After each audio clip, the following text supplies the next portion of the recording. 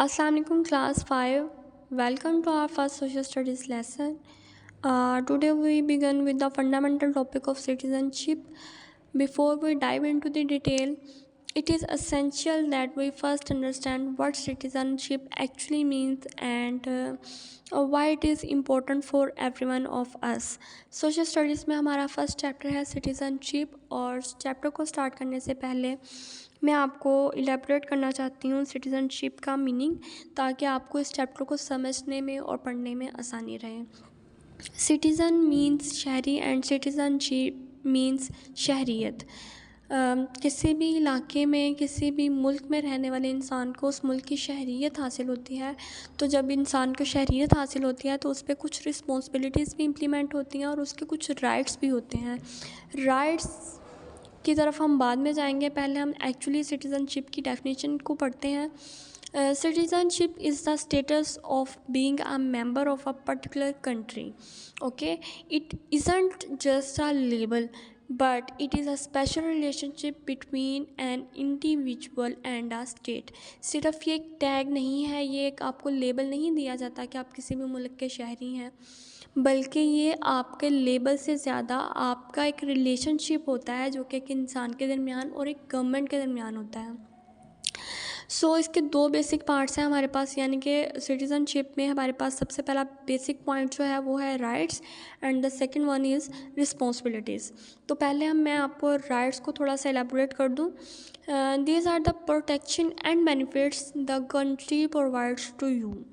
Rights वो हकूक़ हैं जो कि आपको गवर्नमेंट प्रोवाइड करती है, यानी कि आपका तहफ़्फ़ुज़, आपकी जान का तहफ़्फ़ुज़, आपके माल की हिफाजत और बाकी चीज़ें like the right to education, जैसे तलीम हासिल करने का हक़, health care, medical facility and safety. Okay, इसके बाद हमारा जो सेकंड बेसिक पॉइंट है वो है रिस्पॉन्सिबिलिटीज़। तो रिस्पॉन्सिबिलिटीज़ को हम थोड़ा सा पढ़ लेते हैं। These are the duties you owe back to your country, like following the law, respecting others and taking care of the environment. Responsibilities वो ज़िम्मेदारियाँ हैं जो आप पे इम्प्लीमेंट होती हैं, जो आपने परफॉर्म करनी होती हैं एज अ सिटीज़न, यानी कि आपको कानून का एहतराम करना होता है, आपको दूसरों की मदद करनी होती है, अपने हमसायों में और अपने बड़ों का अदब एहतराम करना होता है। इसके अलावा इन्वायरमेंट की भी हिफाजत करनी होती है। तो आपको स्क्रीन पे पहले कुछ राइट्स शो हो रहे थे, अब आपको स्क्रीन पे कुछ रिस्पॉन्सिबिलिटीज़ शो हो रही हैं कि आप ताकि इसको समझ सकें।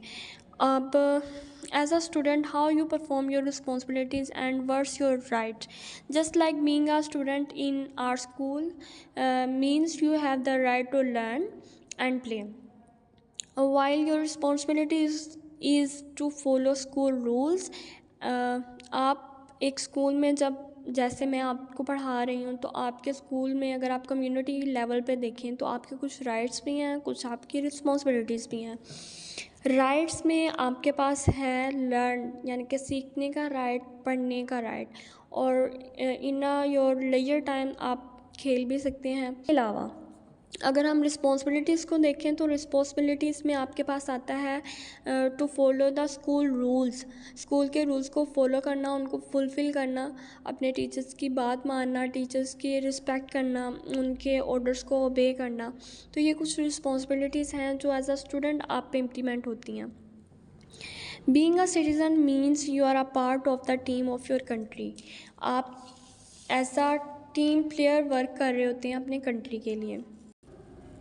To summarize our first lesson, remember that citizenship is more than just a legal status. It is two-way street. Your country provides you with rights and protection, while in return you have to contribute through responsibilities. Okay, अगर आज ऐसा homework मैं आपको थोड़ा सा एक question पूछना चाहूँगी आपसे। As you had home today, I want you to observe one thing you see that represent good citizenship, like someone helping a neighbour or following a traffic rule.